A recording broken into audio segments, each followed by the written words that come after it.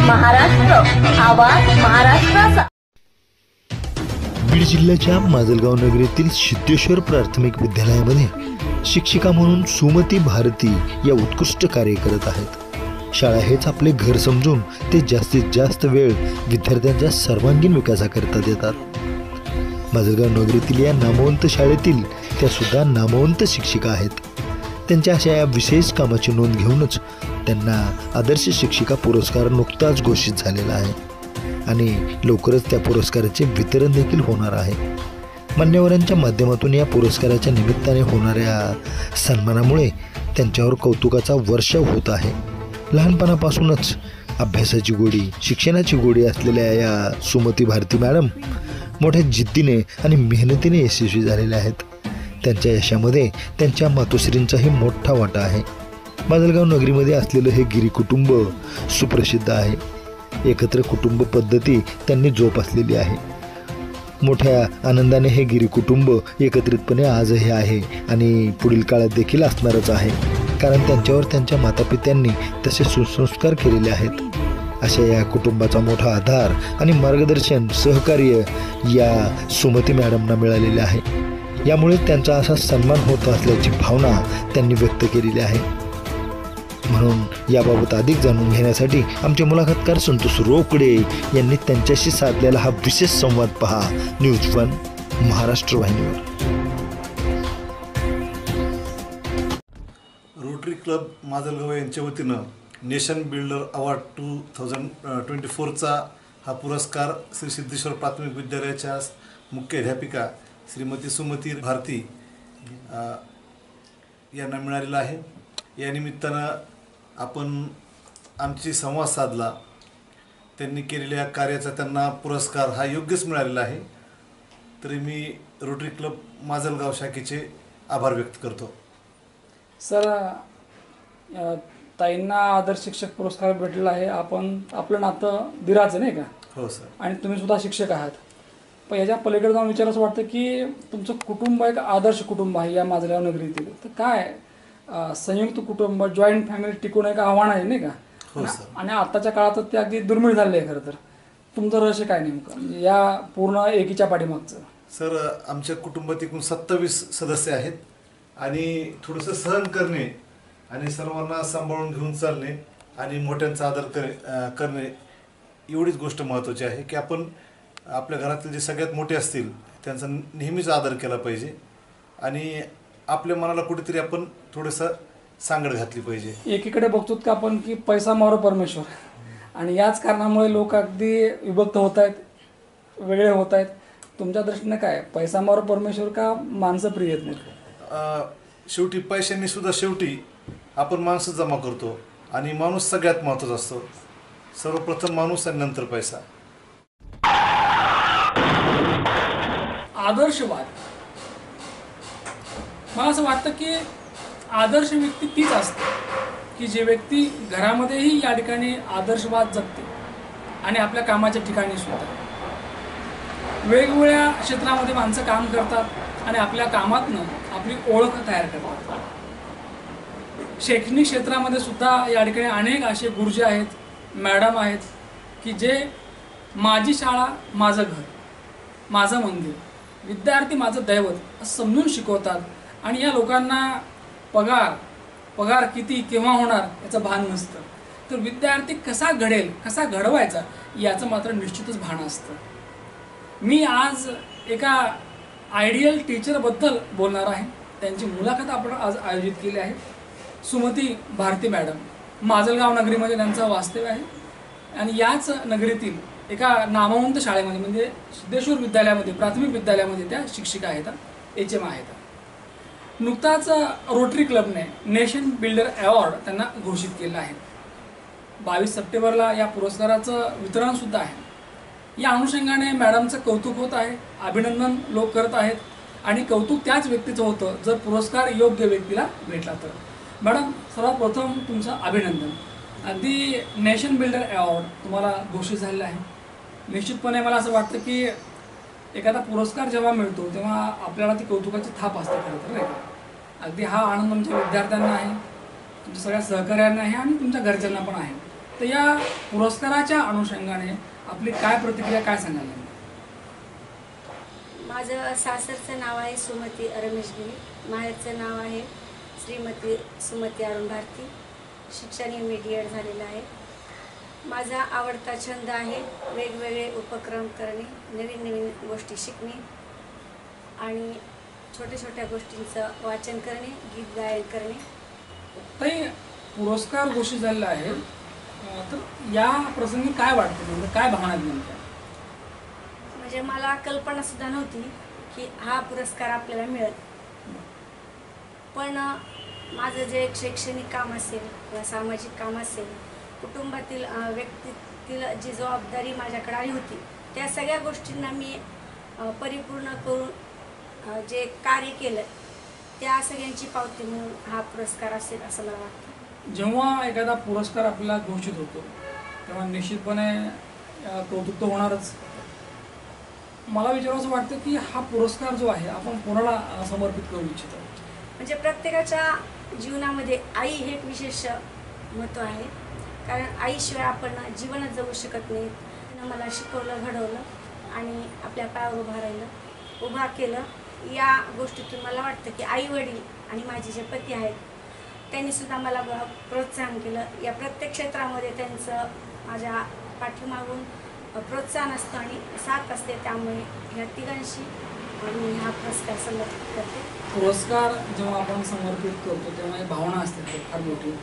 कारण ज्या परिस्थितीनं आपण इथपर्यंत आलेलो असतो त्यात मुख्य कारण म्हणजे आपली जी माहेरकडली माणसं असतात सुरुवातीची, नाही की ज्यांनी आपल्याला शिकवलेलं असतं, खास करून आई असते किंवा वडील असतात आपले.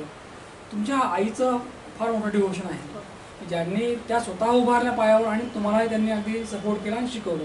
आणि त्यानंतर तुमचे पती. तर एक विचारावं वाटतं की पुरस्कार जो दिलेला असतो किंवा घोषित झालेला असतो त्याची काही कारणं असतात, नाही का? विनाकारण कोणी कुणाला पुरस्कार देत नाही. तर त्यासाठी तेवढं काम करावं लागतं आपल्याला, तेवढं चांगलं आपल्याला वागावं लागतं, चांगलं काम करावं लागतं. एक विचारावं वाटतं की सिद्धेश्वर प्राथमिक विद्यालय माजलगाव या ठिकाणी आपण मागच्या किती वर्षापासून अध्यापन करतायत? अध्यापन करण्याची पद्धत, तुम्ही आता एक उल्लेख केला की तुम्हाला वेगवेगळे उपक्रम राबवायला फार आवडतात, नाही का? तर काय आहेत नेमके तुमचे उपक्रम आतापर्यंत? मी गेले 26 वर्ष वर्ग शिक्षिका म्हणून काम पाहते. गेल्या 4 वर्षापासून मी विभाग प्रमुख म्हणून कार्य केलं. विभाग प्रमुख कार्य करत असताना म्हणजे पूर्ण वेळ शाळेत देण्याचा एक प्रयत्न असतो माझा नेहमी. सतत जे काम दिलं, संस्थेने जी जबाबदारी दिली आहे, कोणतेही काम संस्थेने दिलेलं असेल ते काम मी चिंतन म्हणून पूर्ण असेल किंवा विचारपूर्वक असेल, या सर्व गोष्टींचा विचार करूनच ते काम मी परिपूर्ण आणि प्रामाणिक करण्याचा प्रयत्न करत असते. मागच्या 26 वर्षापासून या ठिकाणी आपण प्रामाणिकपणे काम करतायत. तर सगळ्या अगदी माजलगाव वाचना माहिती आहे खरं तर. परंतु जे 26 वर्षामध्ये तुम्ही जे उपक्रम राबवले आहेत म्हणजे कुठले कुठले उपक्रम आहेत आणि त्यातला विद्यार्थ्यांचा सहभाग नेमका कसा असतो, त्याचं नेमकं आउटपुट काय? म्हणजे संस्थेने विविध उपक्रम राबवले. त्यामध्ये बालानंद मेळावा असेल किंवा व्याख्यानमाला असेल, परत आनंदगृह असेल, म्हणजे जे संस्थे आणि भारतीय शिक्षण प्रसार संस्था ही विद्यासभा अंतर्गत कार्य करते. त्याच्यामध्ये अभ्यासपूरक, अभ्यास क्रम आणि मूल्यमापन या 3 विभागामधून वर्षभरामध्ये विविध उपक्रम राबवते. त्या परत जे एक वैशिष्ट्यपूर्ण वर्ष म्हणून संस्था साजरी करत असते. माध्यमिक असेल किंवा उच्च माध्यमिक असेल किंवा महाविद्यालयीन विद्यार्थी असेल तो मोठा झालेला असतो, पण प्रायमरी लेवलचा जो विद्यार्थी असतो तो लहान असतो. अगदी त्याची पाठी पूर्णपणे कोरी असते. मग अगदी ती पाठी अभ्यासाची असेल किंवा संस्काराची असेल, नाही का? तर त्यांना शिकवणं, घडवणं एक आव्हान असतं खरं तर. काय एक ॲज अ टीचर म्हणून तुमचा जो रोल राहिला आहे आतापर्यंतचा, म्हणजे विद्यार्थ्यांना घडवत असताना आपण कशी काळजी घेता, काय नेमकं प्रेझेंटेशन आहे ते सांग. म्हणजे लहान मूल काय होतं की जेव्हा आपल्या कुटुंबातून आईपासून थोडं दूर राहतं आणि पहिलं पाऊल त्याचं शाळेमध्ये पहिलीच असतं आणि मग त्यावेळेस त्याची आई म्हणून आपण एक शिक्षिका नसून त्याची बालकाची आई आहे म्हणून आपण त्याची वागणूक कशी घेता, जवळ घेऊन त्याची काही अडचण आहे या सगळ्या गोष्टींचा आपण विचार करूनच त्याला शिक्षण दिलं जातं. किंवा त्याच्या अडीअडचणी असतील, त्याला एक आईची उणीव भासणार नाही या गोष्टी काळजी घेऊन आपण त्या विद्यार्थ्यांना जवळ की आपण विद्यार्थ्यांना शिकवतो. बऱ्याच वेळेला काही विषय अवघड असतात, ते आपल्यासाठी सोपे असतात पण ते विद्यार्थ्यांसाठी ते अवघड असत, नाही का? मग गणित असेल, इंग्रजी असेल, अशा अवघड विषयांना हात घालणे आणि विद्यार्थ्यांना ते समजून सांगणे हे खरं तर आव्हान असतं. तर अशी जी आव्हानं आहेत मागच्या 26 वर्षामध्ये आपण जी पेललेली आहेत करतो, तर त्यासाठी काय नेमकी आपली तयारी असते? विद्यार्थ्यांना मनोरंजनात्मक त्याच्यामधून किंवा विविध खेळामधून किंवा त्याची आर्थिक परिस्थिती, कुटुंबाला भेट देणे, पालकांशी संपर्क करणे, या सगळ्या गोष्टीतून विद्यार्थ्यांची काय परिस्थिती आहे, त्यांची काय भावना आहे, त्याच्यात काही अडीअडचणी आहेत का, या सगळ्या गोष्टींचा आम्ही विचार करतो. आणि विद्यार्थ्यांना मनोरंजनातूनच विविध खेळामधून विद्यार्थी कसा आनंददायी राहील, त्याला शाळेची आवड कशी निर्माण होईल, या गोष्टींचा विचार करूनच एक आई म्हणून आपण विद्यार्थ्यांना शिकवलं पाहिजे, ज्ञान दिलं पाहिजे आणि विद्यार्थी घडवला पाहिजे. एक महिला म्हणून जेव्हा आपण शाळेत जातो नाही का, खरं तर तसं तर अगदी दोन्ही जबाबदारी असतात. अगदी आपल्याला घरही सांभाळायचं असतं आणि शाळासुद्धा. तर ही दुहेरी कसरत करत असताना दमछाक होत नाही अशी? म्हणजे काय, कुटुंब पद्धती, एकत्र कुटुंब पद्धती असं म्हणजे प्रथम मी म्हणजे छोट्या कुटुंबामधून आलेली, नंतर माझं मोठ्या कुटुंबामध्ये लग्न झालं.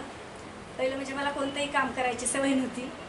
या सगळ्या गोष्टी प्रत्येक कामामध्ये सासूबाई असतील, सासरे असतील, जाऊबाई सगळ्यांनी मला सहकार्य केलं. सगळ्यांनी घरकाम असेल या सगळ्या गोष्टीत मदत पण केली आणि या सगळ्या गोष्टी करत करत मी दोन्ही काम सांभाळलं. माजलगाव नगरीमध्ये तुमच्या गावाकडे सुद्धा तुमचं कुटुंब एक आदर्श कुटुंब आहे, एकत्र कुटुंब आहे आणि संयुक्त कुटुंब खरं तर काळाची गरज आहे. परंतु लोकांना आता ते नको वाटतं नाही का, म्हणजे अगदी हम दो हमारे दो नाही का, आपण अगदी वेगळं राहावं. परंतु एकीमध्ये एक वेगळी मजा असते. तुमच्या जे कुटुंब एकत्र आहे काय कारण आहे बरं असं मला वाटतं की तुम्ही सगळे आजही अशा या परिस्थितीमध्ये एकत्र आहात?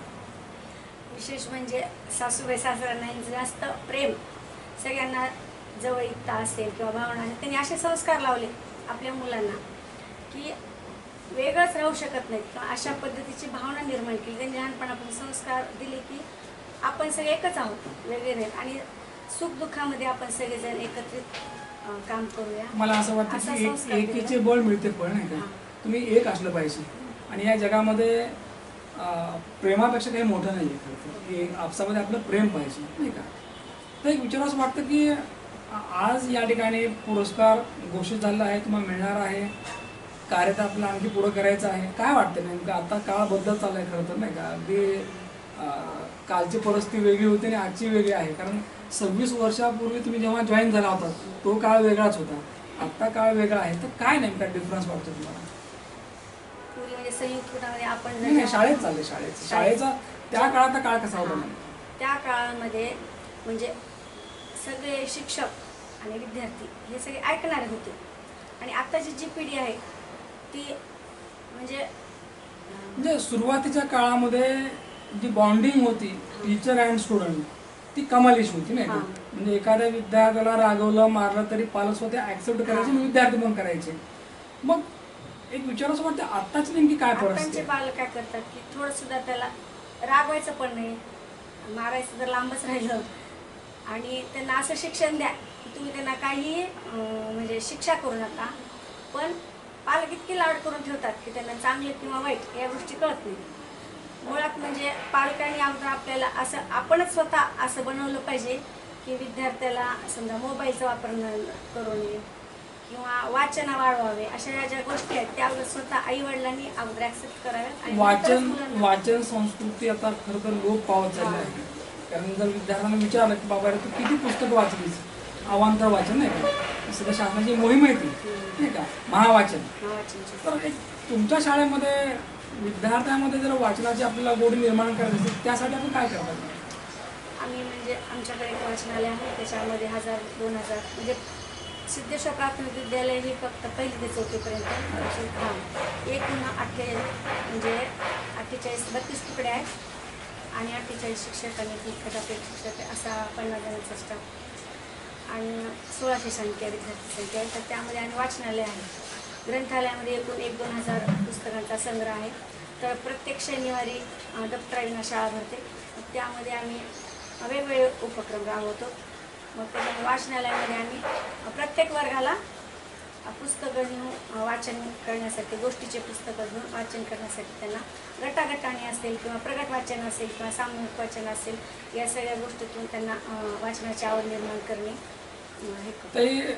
विद्यार्थ्यामध्ये अनेक गोष्टी आपल्याला द्यायच्या असतात नाही का, कारण तो विद्यार्थी घडला पाहिजे, त्याला सगळे स्किल त्याचे डेव्हलप झाले पाहिजे. लिसनिंग असेल, रायटिंग असेल, स्पीकिंग असेल, नाही का. अगदी याच्या पलीकडे जाऊन विद्यार्थ्यांना ऐकायचं असतं की आमच्या मॅडम कशा काढल्या. आम्हाला प्रेक्षकांना ऐकायचे आता जसे आत्तापर्यंत तुम्ही या 26 वर्षामध्ये अनेक विद्यार्थी घडवले, आज विविध क्षेत्रामध्ये हे विद्यार्थी काम करत आहेत. आज या आजी आणि माजी विद्यार्थ्यांना ऐकायचे की भारती मॅडम कशा काढल्या ते सांगा सर. माझे वडील मला दररोज पहाटे 4ला उठवायचे.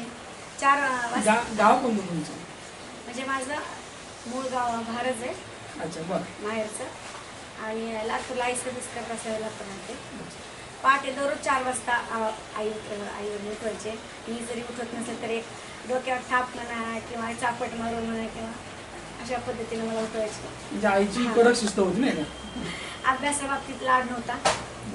4 वाजता उठल्यानंतर मग थोडासा अभ्यास 1-2 तास केला की नंतर शाळेला जायचं. म्हणजे मी 2 किलोमीटर जाऊन शाळेला जात होते. भारतपासून? नाही, माझी याची सर्व्हिस लातूर तालुक्यामध्ये मुशिराबाद. तिथून 2 किलोमीटर अंतरावर शाळा होती. मग सकाळी 4 वाजता उठल्यानंतर अभ्यास वगैरे झाल्यानंतर 7ला शाळेत जायचं चालत. तुम्ही मगाच एक उल्लेख केला की तुमच्या जडणघडणीमध्ये आईचा फार मोठा वाटा आहे आणि असतोच करतो नाही का. वडील पण आहेत. आई आणि वडील दोन्ही. तर त्या काळामध्ये तुमच्याकडनं त्यांच्या काय नेमक्या अपेक्षा होत्या? जसं आपल्या पुढच्या पिढीकडनं अपेक्षा असतात तसं तुमच्या आई वडिलांच्या काय अपेक्षा होत्या? प्रत्येक आई वडिलांची अशा अपेक्षा असते आपला मुलगा किंवा मुलगी शिक्षण घ्यावं, भरपूर संस्कारी व्हावे, देशातला चांगला नागरिक घडावा आणि आई वडिलांचं स्वप्न साकार करावं असं प्रत्येक आईची इच्छा असते. तशीच पण म्हणजे आईला वाटत होतं की मला जे अनुभवायला मिळालं कुटुंबामधील वर्तन असेल किंवा इतर गोष्टी समाजातील वर्तन असेल तर त्याच्या अपेक्षा माझ्या मुलीला चांगलं आयुष्यामध्ये तिला कुटुंब असेल, शैक्षणिक वातावरण असेल, या सगळ्या गोष्टी मिळाव्यात अशी आईची अपेक्षा होती. लहानपणापासून मला वाटत होतं का आपण शिक्षक व्हावं, म्हणजे टीचर व्हावं असं? नाही, म्हणजे मुळात मला शिक्षक व्हायला आवडतच नव्हतं. त्यावेळेला म्हणजे योगायोगानं असंच 12वी वगैरे झाल्यानंतर डीएडचे वगैरे फॉर्म निघाले. आईनं बळच भरला म्हणजे फॉर्म चल करून तर पहा. डोक्यात ते नव्हतं? हां, म्हणजे डोक्यात कल्पना सुद्धा नव्हती की मी डीएड करेल पण शिक्षिका होईल. म्हणजे त्यावेळेस असं विषय होतं म्हणजे प्रत्येकाचं डॉक्टर, इंजिनियर आजही आहे ते. डीएडचा फॉर्म भरायला लागला तर आई म्हणजे चल करून तरी पहा. तुम्हाला काय व्हायचं होतं, डॉक्टर का इंजिनियर? म्हणजे असं काही ध्येय ठरवलं नव्हतं त्यावेळेला. आणि मग डीएडला नंबर लिहिणार, डीएड वगैरे झालं, 2 वर्ष झालं आणि नंतर मग 2 वर्षानंतर माझं लागलीच लग्न झालं. म्हणजे वयाच्या 31व्या वर्षी माझं लग्न झालं आणि लागली जॉब पण लागला असेल? नाही, नंतर 5 वर्ष गॅप होता. बरं.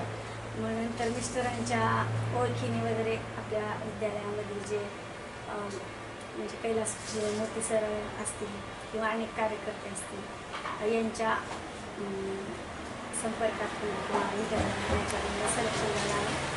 मला सिद्धेश्वर प्राथमिक विद्यालयात मागच्या 26 वर्षापासून आपण जॉब करतायत, अध्यापन करतायत, अनेक विद्यार्थी घडवले.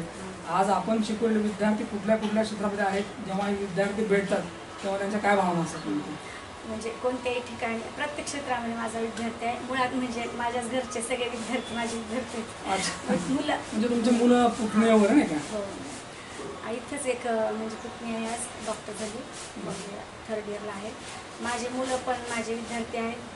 म्हणजे घरातले तर आहेतच पण प्रत्येक क्षेत्रामध्ये विद्यार्थी आहेत. मग काही वेळेस विद्यार्थी दिसले की लागलेच त्या ठिकाणी म्हणजे दर्शन घेणं किंवा कौतुकानं बोलणं, मॅडम बरोबर कशा आहेत काय नाही असं. म्हणजे चांगलं काम केलं की विद्यार्थी नाव ठेवतात नाही का, अगदी ते नाव घेतात ते. येस, तरी मी एवढंच म्हणेल की निश्चितपणे आपण जे काम करतात खूप चांगलं आपण करतायत आणि पुढे आपण करत राहू. सुमती भारती मॅडम, मला असं वाटतं की ताईंचा जो प्रवास आहे 26 वर्षाचा अगदी प्रामाणिकपणे विद्यार्थ्यांना ज्ञानदान केलं आणि संस्थेनं जी जबाबदारी सोपवली, म्हणजे कुठलाही विभाग असेल, कुठलाही विषय असेल, त्या किंवा कुठलाही वर्ग असेल त्या वर्गाला त्या विषयाला न्याय देणे आणि याच कार्याची प्रामाणिक कार्याची पोचपावती म्हणजे या ठिकाणी रोटरी क्लबने त्यांना नुकताच या ठिकाणी नेशन बिल्डर अवॉर्ड घोषित केला आहे. ताई, पुढील काळात देखील आपण अनेक आपण विद्यार्थी घडवावेत आणि आपण आपलं आणि आपल्या शाळेचं नाव उज्ज्वल करावं यासाठी न्यूज 1 महाराष्ट्र चॅनलच्या वतीने खूप खूप शुभेच्छा. निश्चितच आदर्श शिक्षिका भारती मॅडम यांच्या साधला संवाद घेतलेली मुलाखत प्रेक्षकांना आवडली असेल. परत भेटूया पुढच्या मुलाखतीमध्ये. तोपर्यंत पाहत राहा न्यूज वन महाराष्ट्र चॅनल. धन्यवाद.